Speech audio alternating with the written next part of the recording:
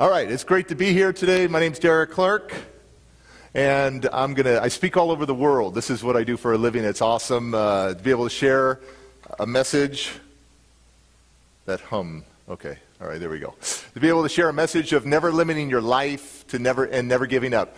There's 5 ways I've found to live your life. The first one is to be a tire, and you can be used like a tire and eventually replace. The next one is to be a flyer, where you flee the situation, maybe come up with fear, excuses.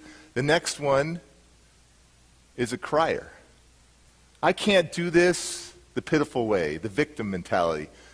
And then there's the liar that looks good on the outside, but inside, they're totally lost. And then there's someone like me, and like all of the people that have been before me, that are the triers. That said, you know what, I'm never going to give up. I may have been knocked down, but I'm going to get back up. I'm going to never limit my life. I have spent 13 years in Alameda County foster care system. 13 years of, and more than that, of feeling rejection, going through severe, brutal child abuse, and having your mom and the stepdad drop you off at the psychiatric facility of the hospital and saying, we don't want this kid anymore.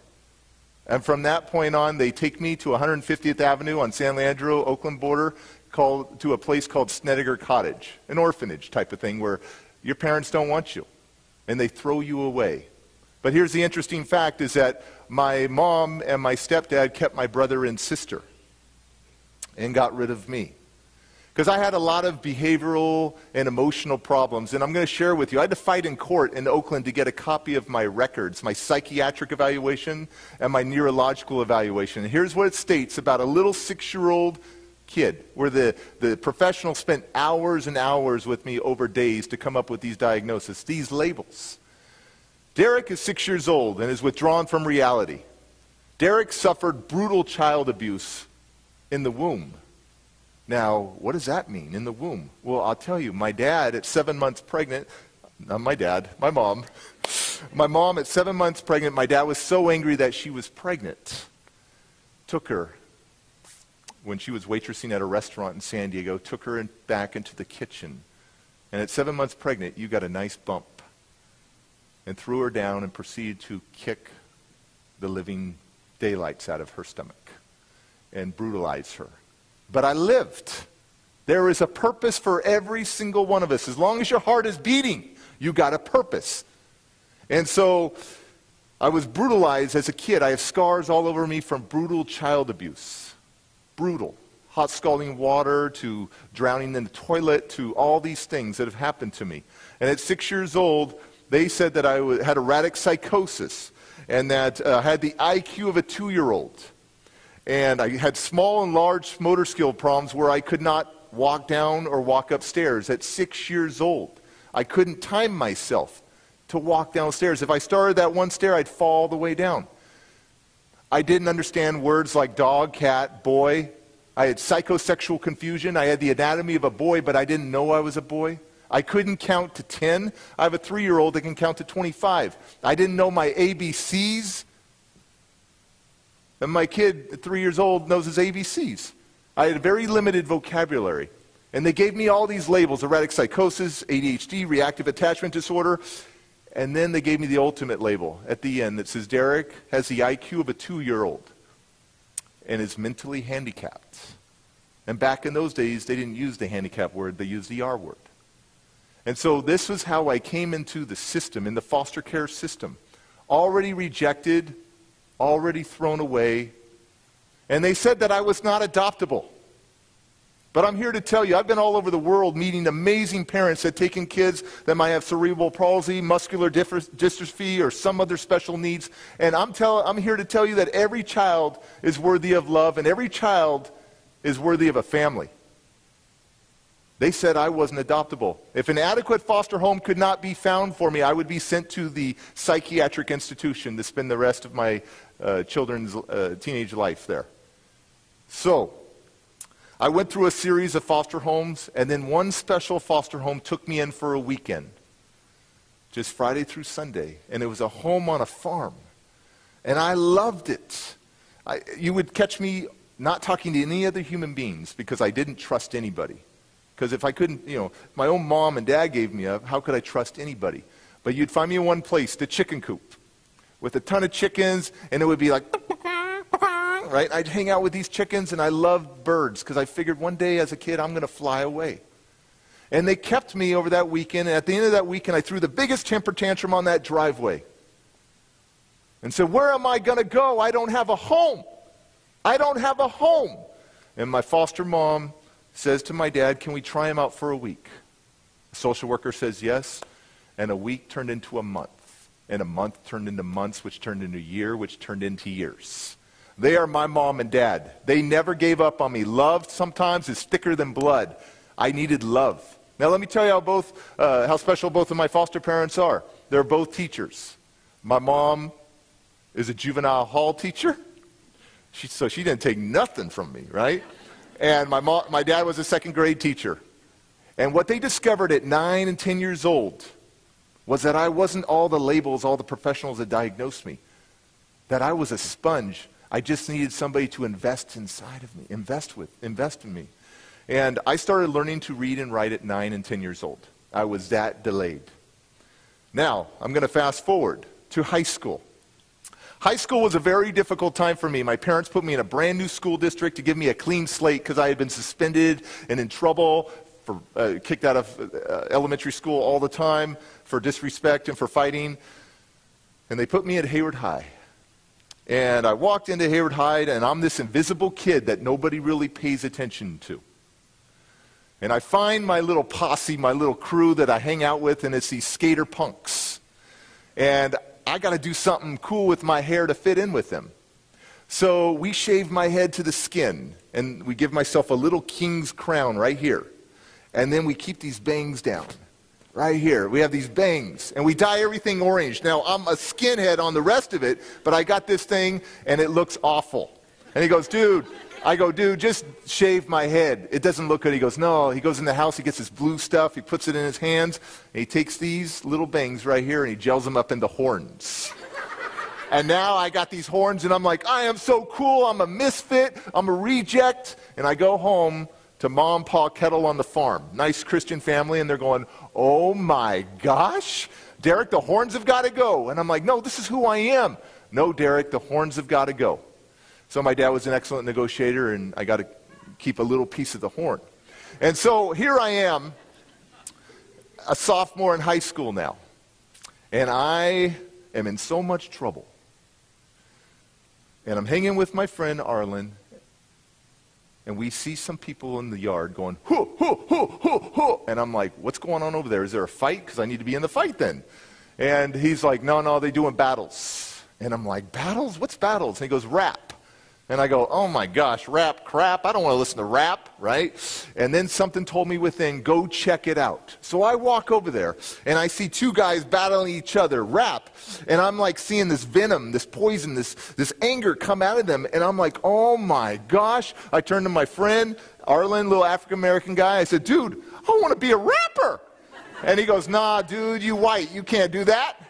And I'm like, no, I want to be a rapper. He goes, no, you got no rhythm. And then I said, let me step up. Let me battle somebody. Let me battle somebody. And he go, no, get out of here, boy, blah, blah, blah. And I'm like, no, then let's get in a fight. And he goes, oh, no, okay, we'll bring a rapper. They bring a guy up, and now it's me against this guy. I don't even know how to rap. I don't know anything, but I know that I got all this anger inside of me from being a foster youth, feeling rejected, abandoned, all this stuff. And I need to find another creative way to get this anger out. So this guy starts going crazy on me, talking about my mama, talking about my girlfriend, all the things he's going to do, calling me every name. And I'm looking at this guy going, oh my gosh, this guy's so cool. I'm like, I want to be this guy. And then it was my turn. And I was like, okay. And all I could do was say bad words that I'm not going to repeat. But, I sucked. I couldn't do anything. But I knew without a shadow of a doubt that I didn't want to be this skater punk. I wanted to be Rippin' D. That was my rap name now. That was who I wanted to be. And I practiced and practiced and practiced for over a year, losing battles after battles after battles, until one of these battles I did and people were like, what'd you just do there? I go, I don't know, what did I just do?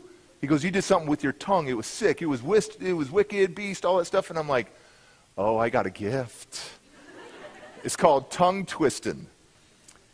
And I started winning. I started going, well, I'll be the ripping, I'm thinking, I'm making, taking my time. I'll be the thinking, I'm making it, sucking, I'm making it, kicking it with the rhyme. And people were like, oh my gosh, that guy is so good.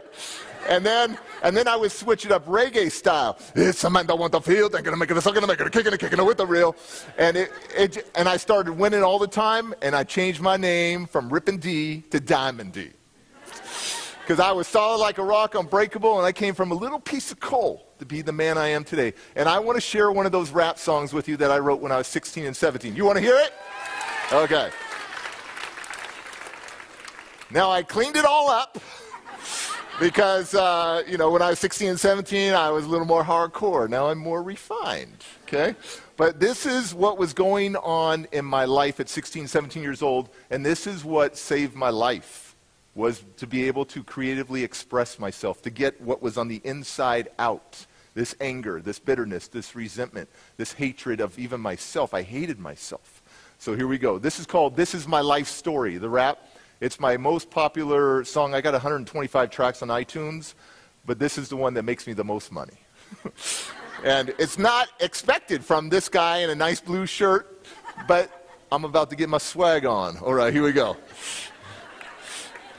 Everybody runs. This is my life. From the pain 'cause it hurts. This is my story. Never give up. This is my pain. And everybody runs. My glory. Runs from the pain 'cause it hurts. Never give up. You know, every day's a struggle. If I could change my past, I'll be staying out of trouble and I know it lasts. But this is my life, a battle for my fate. Yeah, who's gonna win? Who's gonna lose? I never thought I'd be wearing these shoes of life. Man, it don't feel right. When am I gonna see the light and feel the light? Walk with me, someone walk with me. Come on, Dad, yeah, just talk to me. Have you ever thought about me in your life? Why'd you wanna kill me and take away my life? I'm your blood dad, I'm your son dad. Yeah, it's messed up knowing that I never knew my dad. Who didn't wanna be a dad? What's up with that? Don't understand, but yo, I gotta move past. Hey, daddy, hey, where you been? In the jail cell, yeah, once again. You ain't never seen me smile, never seen me walk. Never seen me talk, never seen me rock this microphone. Yeah, this is my home, let me out of my pain, cause I know I'm not alone. Yeah, these are my beats, telling how I feel. This is no secret and I'm keeping it real now, mama. Why'd you have to run away? Why'd you leave me alone? Why'd you have to make me pay for my daddy's sins and daddy's eyes? Daddy's pain and daddy's lies. Now I'm on the outside, yeah, looking inside. I'm a bust this person, even if I gotta die. Never give up. Everybody runs from the pain 'cause Never give up. Everyone loses something sometime. I never thought I'd have to lose my mind, yeah, lose my world and lose my soul. Lose the ones who really gave me hope. Now my sister's been killed and my brother's been killed and my friend's been killed. When am I gonna heal? The snap of a finger in my life gets jacked to my brain. I'm thinking I'm gonna stop the field trap where the love was. Yeah, hate begins. Now I'm mad at the world cause the pain won't end. I'll cover up the hurt, cover up the shame. I'm caught in the middle of a hurricane of pain. So pain, show me what you got. Now I'm never gonna let anyone back in my heart. So my wrists start to bleed and I don't feel the need of living this life. Will someone help me? Man, I need you. Say a prayer for me. Yeah, let me believe that you believe in me. Yeah, let me believe that you believe in me. Yeah, let me believe that you believe in me. Yeah. This is my life. This is my story. This is my pain. But this is my glory. My glory. Thank you.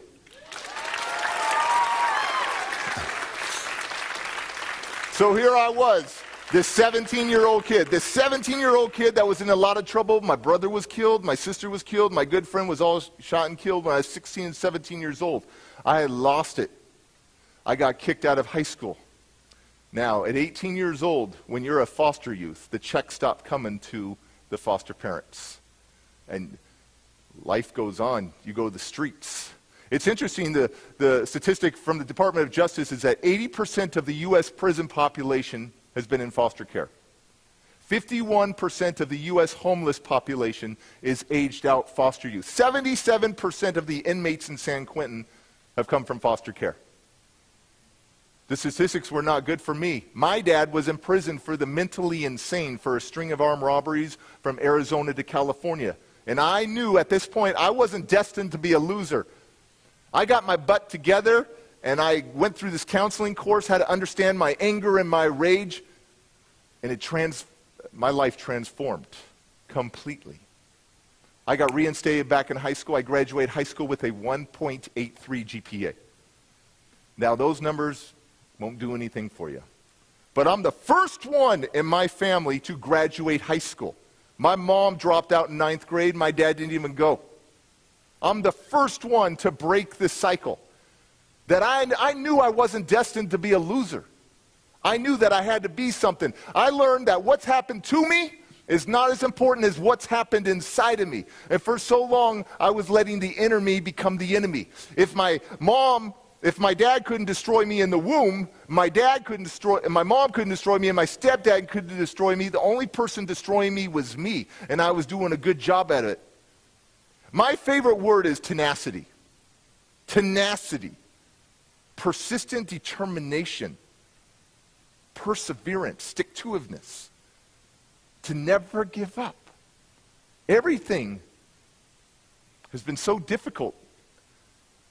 From a little kid to a 20-year-old that was trying to find his life, to fight for his life, to fight for his life. Tenacity. I learned right then at that point that it wasn't about my IQ, this little foster kid that was given up. It was about my I will. It wasn't about how much smarts I have. It was about how much heart I have. And I was never going to let my past infect my future. I was never going to let my past define me. Confine me. I was going to one day make my past and allow it to refine me. See, the past is not meant to hold you back. The past for me was meant to prepare me for this day, to stand in front of you, to speak all over the world, to share a story of hope, share a message of hope, share some inspiration. Here's a Derek Clark acronym. You can Google it. HOPE, helping one person every day. And when you get beyond helping one person every day, then it's helping other people excel. And the way for me to be able to have hope in this life was to give hope. To go from being selfish to being selfless. My life transformed. By the time I was 25 years old, I made my first $100,000 in a year. By the time I was 32, I made my first $1 million. Nothing could stop me. I've been married 19 years. I have 4 kids. All from the same woman. I broke a cycle right there, right? I mean, back in those days, it wasn't looked on, what I'm saying? But like I broke all these cycles. I tell everybody, I work on, they go, well, did you break the cycle of child abuse? Of course. Because in my counseling course, they told me, you've got all the muscles, Derek, but you don't have one very important muscle, which is called the patience muscle. And when I learned that I could activate that patience muscle, I am slow to wrath. Right?